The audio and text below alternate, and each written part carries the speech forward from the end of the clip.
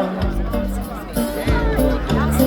pa ću ti tiha napisati stiha na tvojim usnama, pred tvojim očima.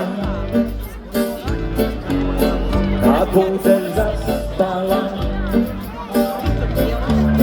doreće slika tvojeg lika pred tvojim očima.